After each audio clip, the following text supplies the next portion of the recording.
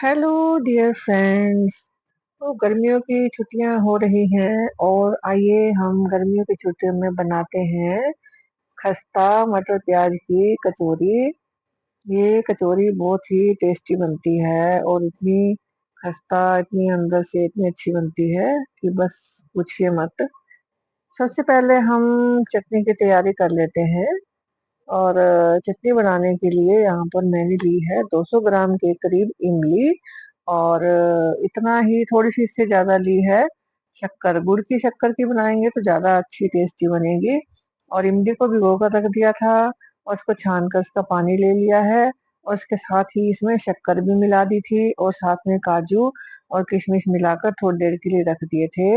और इसको थोड़ा सा हम टेक्सचर देने के लिए कॉर्नफ्लावर लेंगे, 2 चम्मच कॉर्नफ्लावर की स्लरी। अब ये इसको पकाना रख देंगे हम अपनी चटनी को बनने के लिए। और जब इसमें एक अच्छे से बॉईल आ जाएगा फिर कॉर्नफ्लावर की स्लरी डाल देंगे। अब इसमें कुछ 2-4 चीजें डालेंगे। सूखे मसाले जैसे नमक, मिर्च, भुना जीरा। ज्यादा और कुछ डालने की जरूरत नहीं है, बस ये नमक और नमक मिर्च और शक्कर की जो है मिठास, उससे ही खट्टी मीठी तीखी अच्छी चटनी बनकर तैयार हो जाती है। चलिए अब तैयारी करते हैं अपनी कचौरी को बनाने के लिए, उसका आटा गूंदने की। कचौरी बनाने के लिए 1.5 कप मैंने लिया है मैदा और आधा कप डाला है इसमें आटा। और थोड़ी सी अजवाइन ली है, थोड़ी सी हाथ में मसल कर। और इसको हम गर्म पानी से गूनेंगे। यहाँ पर 2 चम्मच देसी घी का डाल रही हूँ मैं। देसी घी डालने से थोड़ी सी सॉफ्ट रहती हैं, क्रिस्पी और क्रंची अच्छा टेस्ट आता है।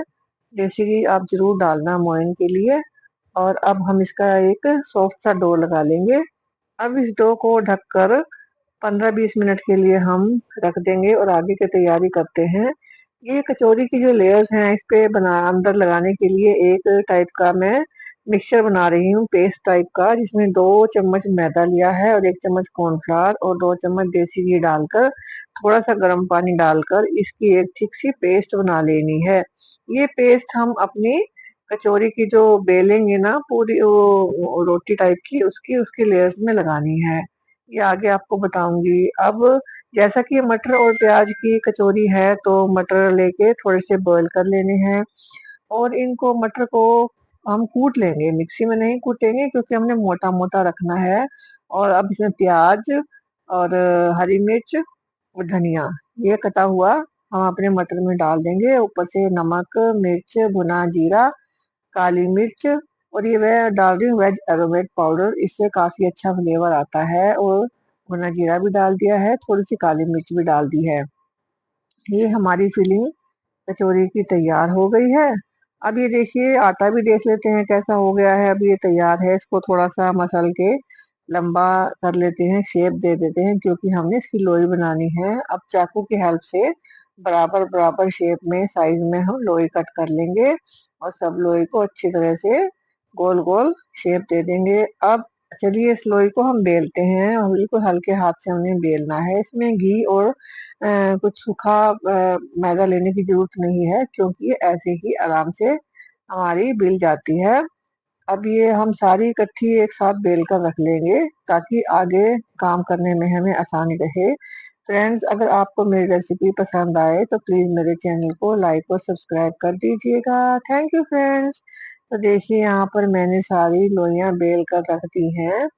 और अब इनको लोई को हम क्या करेंगे, इनकी हमने 4-5 लोई को इकट्ठे लेकर जो हमने बेली है ना रोटी टाइप की, इसको लेकर हम इकट्ठा एक दूसरे के ऊपर स्टैक करेंगे। अभी जैसी एक लेयर ली है इसके ऊपर हम वो पेस्ट बनाएंगे जो मैदा कॉर्नफ्लावर और देसी घी का पेस्ट बनाया था, उसके ऊपर थोड़ा सा सूखा मैदा डस्ट करेंगे। फिर दूसरी लेयर यहाँ हमने जो अपनी बेली थी चपाती रोटी टाइप की, उसको रख देंगे, उसके ऊपर फिर से हम ये पेस्ट लगाएंगे। बस ये ऐसा करते जाना है, 4-5 लेयर्स इकट्ठी करनी है। बार बार एक लेयर रखेंगे, फिर पेस्ट लगाएंगे, फिर सूखा मैदा डस्ट करेंगे। और फिर जब ये 4 या 5 लेयर्स हमारी इकट्ठी हो जाएं फिर इनको सबको इकट्ठी लेकर हम बेल लेंगे। अब ये मैंने 2 बैचेस तैयार किए हैं 5-5 लेयर्स के, एक तो तैयार हो गया है, अभी दूसरा तैयार कर रही हूँ। ऐसे ही 5 लेयर्स बेल कर रोटी टाइप की ले ली हैं, उनको सारा पेस्ट लगा के सूखा मैदा डस्ट करके 5 इकट्ठी कर ली हैं। अब ये देखिए पांच पांच रोटी टाइप के दो मेरे पास सेट हो गए हैं। अब इन पांच को एक सेट को लेकर इकट्ठा बेल लेंगे और काफी बड़ा करके थोड़ा सा पतला कर लेंगे, इसको पतला बेल लेंगे। इस पे फिर से हम वही पेस्ट लगाएंगे, साटा लगाएंगे जो हमने मैदा कॉर्नफ्लावर और देसी घी का बनाया है। अब इस पर फिर सूखा मैदा डस्ट करेंगे और ये ऐसे इस तरीके से हम दोनों साइड से फोल्ड करके फिर उसके ऊपर अपना वो पेस्ट और सूखा मैदा डस्ट करके लगाएंगे और इस तरीके से फोल्ड कर लेंगे। इसका मेन पर्पस पता क्या है हम क्यों लगाते हैं? क्योंकि जो हमारी खस्ता कचौरी की अंदर की लेयर्स है ना, वो काफी सॉफ्ट रहती हैं और खाने में बड़ी टेस्टी लगती हैं, बिल्कुल मार्केट जैसी लगती हैं। इसलिए ये इस तरीके से हमें लेयरिंग करनी जरूरी है। अगर नहीं करेंगे तो सिंपल सी पूरी टाइप की बन जाती है। फिर वो तो बस ऐसी स्टफ्ड वाली पूरी ही लगेगी, खस्ता कचौरी नहीं बनेगी। इसलिए हम ये लेयर इस पर्पज के लिए लगाते हैं। अब ये देखिए हम इसको बेल कर सारा रोल कर लेंगे और इसको ना थोड़ा टाइट ही रोल करना है, ढीला नहीं रखना है। अब ये देखिए हमारा सारा एक रोल तैयार हो रोलर सा बन गया है। इसको भी थोड़ा सा रोल को शेप दे देंगे लंबा। अब ये दूसरा जो बैच मैंने सारी बिली हुई रोटियों का लिया था पांच का, उसको भी तैयार कर लेंगे इसी तरीके से जैसे पहले वाला तैयार किया था। इसको भी ऐसे पांचों को इकट्ठा बेल कर इनके ऊपर पेस्ट लगाकर सूखा मैदा डस्ट करके ऐसे बना लेंगे। फ्रेंड्स ये कचौरी आप जरूर ट्राई करके देखिएगा, एक बार तो जरूर ट्राई करके देखिएगा और मुझे कमेंट करके बताइएगा कि आपने बनाया तो कैसा लगा। हमारे घर में तो सबको बहुत अच्छी लगी, चाय के साथ जब भी बस चाय पीनी होती है हम ये ही खाते हैं। चल जाती है, एक वीक तक तो चल जाती है, ये खराब नहीं होती।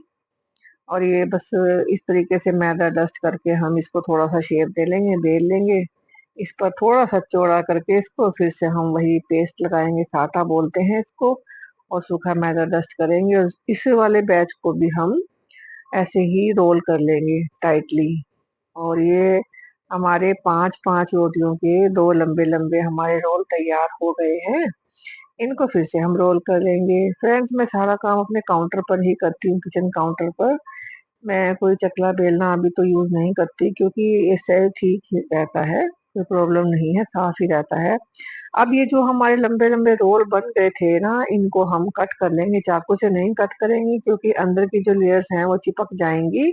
और इनको धागे से हम कट करेंगे। धागे से कट करने का पर्पज यही होता है कि अंदर वाली जो है ना हमारी टेक्सचर काफी अच्छी स्मूथ रहेगी, वो चिपकेगी नहीं। धागे से अच्छी शेप आती है। अब ये देखिए सारे हमारे पेड़े ऐसे बनकर तैयार हो गए हैं।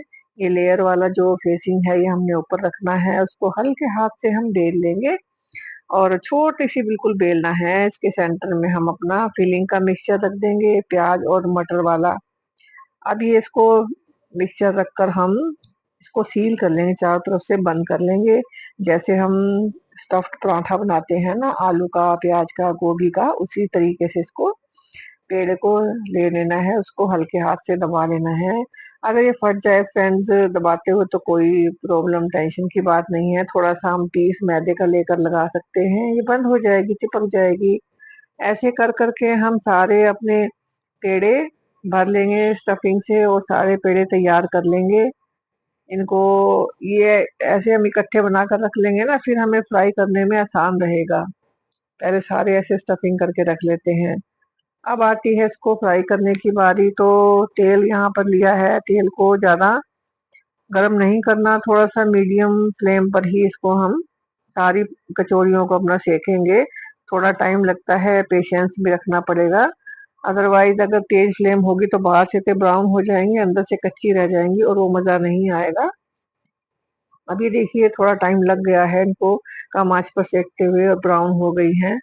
अब ये दूसरे बैच की मैं ये कचौरियां तलने जा रही हूँ। अब ये दो कटोरी मैदा था ना, मतलब दो डेढ़ मैदा और आधा आटा मिलाकर टोटल दो कटोरी हो गया था। इसमें से 17-18 खस्ता कचौरियां कम से कम बन गई हैं। इकोनॉमिकल भी है और कितने हाइजीनिक और कितने प्यार से बनाई हुई है, इसका तो बस क्या ही कहना।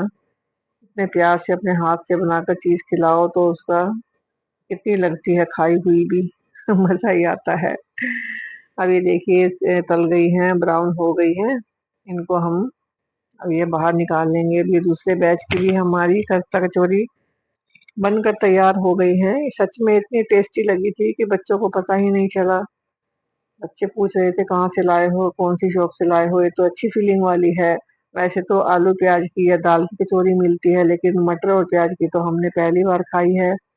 जब मैंने बताया कि ये तो मैंने घर में ही बनाई है, तो सारे कहने लगे ये तो लग ही नहीं रहा, ऐसे ही लगता है जैसे मार्केट से लाए हों।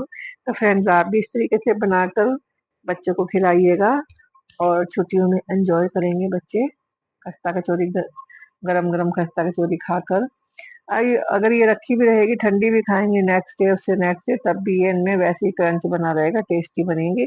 अब ये देखना सारी हमारी अच्छा क्या तैयार हो गई है चटनी के साथ सर्व करने के लिए। देखिए तोड़ कर देखिए कितनी क्रंची हैं, फीलिंग अंदर से कितनी अच्छी गजब की है, और सारी लेयर्स भी अंदर की सॉफ्ट हैं और बहुत ही अच्छी बिल्कुल मार्केट स्टाइल बनी है। Friends thank you, friends thank you for watching my video, thank you.